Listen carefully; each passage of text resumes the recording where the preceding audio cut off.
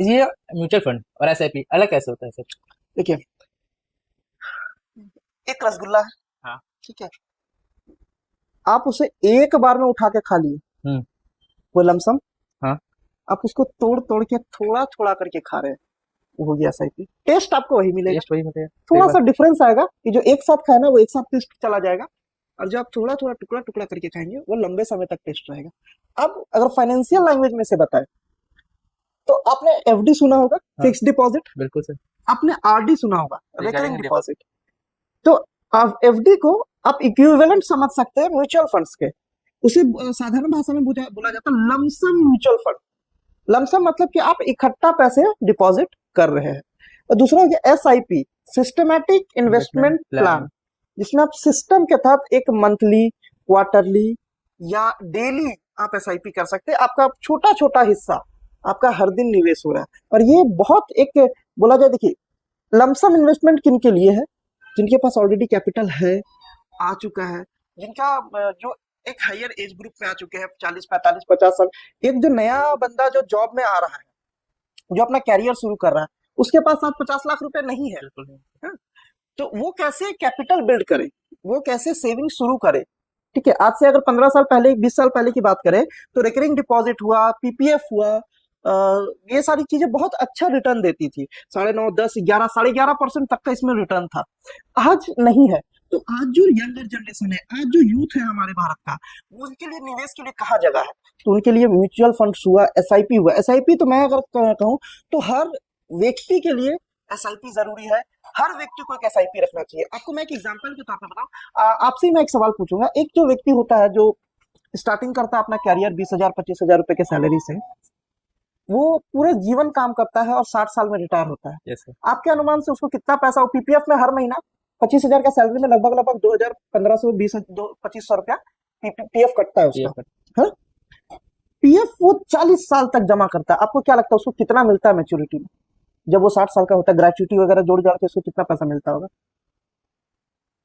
Idea नहीं है sir इस चीज का। आप अगर इसको साधारण तरीके से कैलकुलेट कीजिए तो 1500 रुपए वो एक साल जमा किया, ठीक है, तो लगभग लगभग वो जमा कर रहा है 18,000 रुपए एक साल में। 10 साल में वो जमा कर रहा है 1,80,000 रुपए, ठीक है। 20 साल में उसका हो जा रहा है 3,60,000 रुपए। 40 साल में वो जमा कर रहा है 7,20,000 रुपए। 7,20,000। अब थोड़ा सा ये आइडिया निकालिए कि 7,20,000 रुपए का वैल्यू 40 साल के बाद कितना हो सकता है? वैल्यू तो घटेगा ही सर। उस पर इंटरेस्ट भी मिल रहा है उससे। तो अगर मान लेते हैं वो एफडी किया हुआ, आरडी किया, या पीपीएफ किया हुआ है, पीएफ पीएफ तो कटता है हर एक व्यक्ति का, जो भी जॉब करे उनका पीएफ कटता है। तो 1,500 रुपया अगर मान लेते उसका प्रमोशन नहीं हुआ, वो जहां नौकरी ज्वाइन किया उसी लेवल पर पूरा जिंदगी भी काम किया, और 1,500 रुपए वो हर महीने उसका पीएफ जा रहा है 40 सालों तक, यानी पूरे जीवन भर में उसमें 7.5 लाख रुपए, लगभग लगभग 7.5 8 लाख रुपए जमा किया। आपको क्या लगता है कितना वैल्यू होगा रिटायरमेंट में उसके, कितना पैसा उसके पास रिटायरमेंट में होगा? 8-9 लाख रुपए। 8-9 लाख।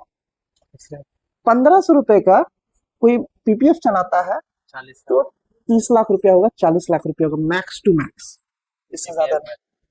या पीएफ जो उसका कटता है प्रोविडेंट फंड, वही उसी तरह से अगर वो 1,500 रुपए पैरेलली पीएफ चलाने के साथ साथ एसआईपी एक चला ले, 40 सालों में अगर ज्यादा नहीं 15% का भी उसे रिटर्न मिला तो उसे 8 करोड़ रुपए मिल सकते हैं। और ऐसा नहीं है कि ये कुछ भी कहा जा रहा है, इसका बकायदा कैलकुलेशन है। ये कैलकुलेशन आप खुद भी करके देख सकते हैं।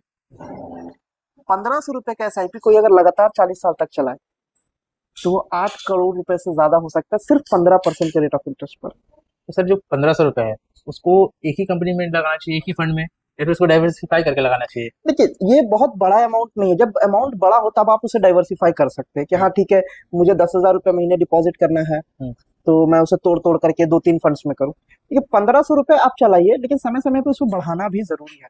और सबसे बड़ा चैलेंज ये है कि 40 साल तक ना लोग एलआईसी सोच लेते हैं कि हम 30 साल चलाएंगे, 35 साल चलाएंगे, ठीक है, लेकिन कोई ना ऐसा निवेश जहां उन्हें मौका है कि वो पैसा निकाल सकते हैं, वहां वो ना ये कभी सोच ही लेते ही नहीं है कि मैं उतना लंबा उसे चलाऊंगा। लेकिन 1,500 रुपए अगर आप बहुत सिंपली सोचे प्रत्येक जो 20-25 हजार रुपया कमा रहा है 1500 रुपया वो बर्बाद करता है अननेसेसरी चीजों पे। एक दिन का उसका पार्टी का खर्चा 1500 रुपये से कई कई ज्यादा होता है। नहीं ज्यादा।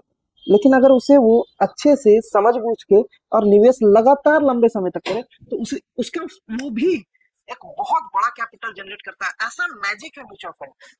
एक और चीज मैं बताना चाहूंगा, आज तक ना हम लोग चक्रवृद्धि ब्याज के बारे में सुने थे सिर्फ, या दिए थे।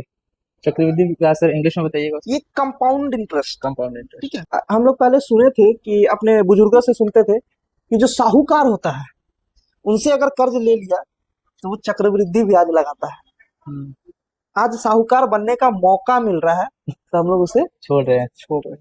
म्यूचुअल फंड इतना बेहतर एक इन्वेस्टमेंट का ऑप्शन है जहां आपको इंटरेस्ट, कंपाउंडिंग इंटरेस्ट मिलता है। आपको आज लेने का मौका है बाजार से।